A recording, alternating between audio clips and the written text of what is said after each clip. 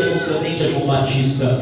Nós sabemos que os 4 evangelistas que falam da pessoa de Jesus, cada um deles tinha um propósito diferente para escrever acerca dos milagres de Jesus Cristo. Por exemplo, nós vamos observar que o evangelista Mateus, chamado Levi, ex-publicano, ele escreve voltado para os judeus. Nós vamos observar que o evangelista João Marcos, ele escreve voltado para os romanos, porque admirava os romanos uma leitura rápida, e aproximadamente 42 vezes Marcos coloca a palavra logo ali, que sempre está colocando Jesus em uma atividade. Nós vamos observar que o evangelista Lucas, que foi um médico grego que aceitou a Cristo através da vida de Paulo, ele, por ser um grego, ele escreve voltado para os gregos. Nós vamos observar que João, ele escreve voltado para os judeus, para a igreja do Senhor.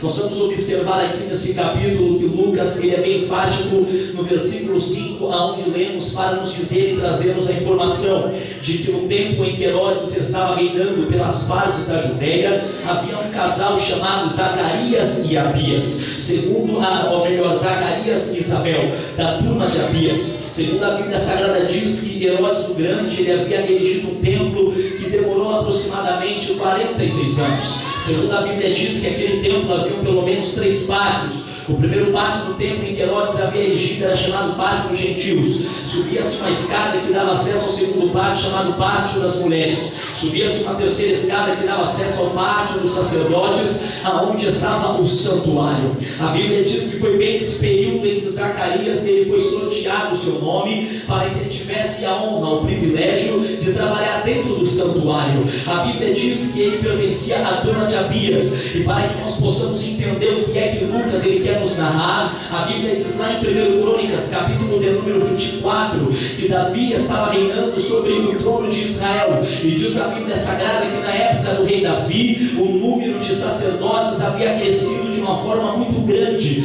Então Davi enumerou uma lista de 24 turmas, e a cada ano havia um sorteio, e quando havia aquele sorteio, um sacerdote de cada turma tinha o privilégio de entrar no santuário e trabalhar para o Senhor. Diz a história que havia sacerdotes que nunca tiveram o privilégio, nunca tiveram a oportunidade de entrar dentro do santuário e trabalhar para Deus. Mas uma coisa que me desperta interesse é entender que a alegria de um sacerdote era entrar dentro do santuário, cortar os pães da preposição, colocar o óleo para que as lamparinas ficassem acesas, limpar o santuário, cuidar do templo do Senhor. Havia os levitas da parte dos coatitas, aonde eram os porteiros do templo, segundo a Bíblia. Havia outros levitas, descendentes dos filhos de Coré, que eram aqueles que tinham por sinal a ordem de escrever os louvores. Cada levita tinha uma função, e uma coisa que me desperta interesse é entender que ser levita é muito diferente daquilo que as pessoas pensam nos dias atuais.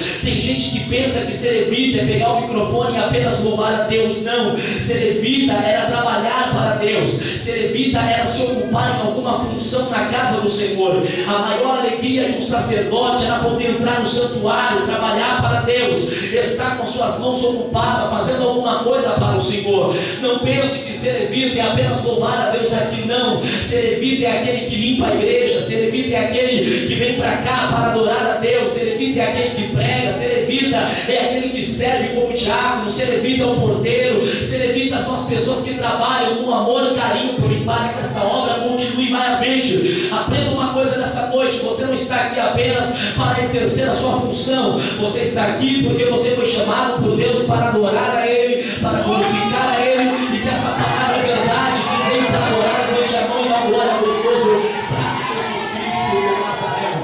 Agora veja bem, queridos, quando nós lemos a Bíblia, nós vamos observar que os fariseus, eles diziam que o pátio dos gentios era considerado um pátio imundo, porque eles imaginavam que os gentios estavam fora do plano de Deus. Mas uma coisa eu quero que você aprenda comigo: não era pecado o comércio no pátio dos gentios, porque conforme Jerusalém tinha suas festas festivas, segundo o comentarista do Evangelho Reunido, Juanibe Paralim, ele diz que a ideia era boa do homem vender os animais para a oferenda no templo a Deus, porque os viajantes que saíram de fora seria muito dificultoso trazer os seus animais como oferta ao templo. O pecado que Jesus ele combateu por 2 vezes no templo foi que os sacerdotes eles contrabandeavam as ofertas, é que os sacerdotes e os fariseus, eles manipulavam os estrangeiros e desvalorizavam a moeda estrangeira. Jesus coibiu a esse tipo de máfia que estava tendo.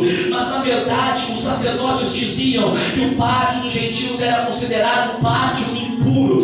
Tem gente que quando vem para a igreja, eles acham que o único lugar santo da igreja é o púlpito. Quantas pessoas têm a noção de dizer assim: toma cuidado quando sobes ao púlpito, o altar da igreja é santo. Só que as pessoas estão equivocadas. Não pense que o lugar santo é somente aqui. O lugar santo começa a partir do momento em que você pisa o pé dentro da igreja. Tem pessoas que precisam aprender, querido, a partir do momento que você pisou seus pés na igreja, o negócio é santo da porta para o púlpito e do púlpito para a porta. Então respeite a igreja a partir do momento que você entra aqui dentro. Não queira reverenciar apenas quando você sobe aqui para ter oportunidade. A reverência tem que ter a partir do momento que você vem para cá para adorar. Está entendendo o que Deus está dizendo para você? Quantos estão entendendo esta palavra e veio aqui para dar glória para Jesus? Levante a mão e glorifique a Ele. Os fariseus estavam errados. Santo era a partir do momento que eles entravam no templo para adorar a Deus. Como eu disse, haviam 3 pátios. Eu disse aqui que havia um sorteio. Como que era? Era assim. Segundo a Bíblia diz que havia um sorteio anualmente. E o nome de um sacerdote era escolhido por sorteio. Se você pegar a Bíblia King James ou a tradução Rei Tiago, você vai ver que está escrito que coube-lhe por sorteio ser escolhido. Na verdade, Zacarias não foi escolhido por sorteio, não, porque como seria nós acreditarmos em uma mera superstição? Como crente não é supersticioso, como crente não precisa de ferradura atrás da porta para espantar uma olhada, como crente não precisa de trevo de 4 folhas pendurado na orelha para dar sorte. Ali na verdade a Bíblia está dizendo: Deus escolheu Zacarias porque Deus tinha um milagre reservado para ele. Eu vou repetir, talvez você não entendeu. Deus escolheu Zacarias porque Deus tinha um milagre reservado para ele. E eu vou mais além. Eu disse aqui que Zacarias, ele pertencia à parte de Abias. Primeiro livro das Crônicas, capítulo 24 e versículo 10 diz que a turma de Abias estava na lista do rei como a 8ª turma. Vou repetir: a turma de Abias estava na 8ª turma do rei. O que eu quero dizer é que o meu nome, o teu nome está na lista do rei. E se você não recebeu ainda, é porque não chegou a tua hora.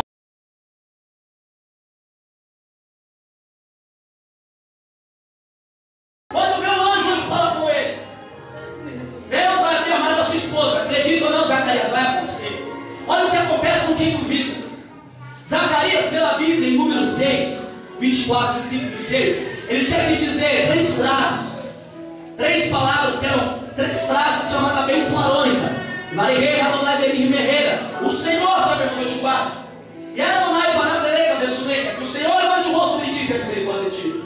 Adonai Panadereca Vessuneca, que o Senhor sobre ti resplandeça o sol sobre ti, tenha misericórdia de ti e te dê a paz. Só que quando ele sai do templo, a Bíblia diz, nós lemos, que o povo esperava a hora da oração. O povo aguardava ele abençoar o povo. Só que a Bíblia diz que quando ele vai falar, ele sai mudo do santuário, porque duvidou do que Deus falou.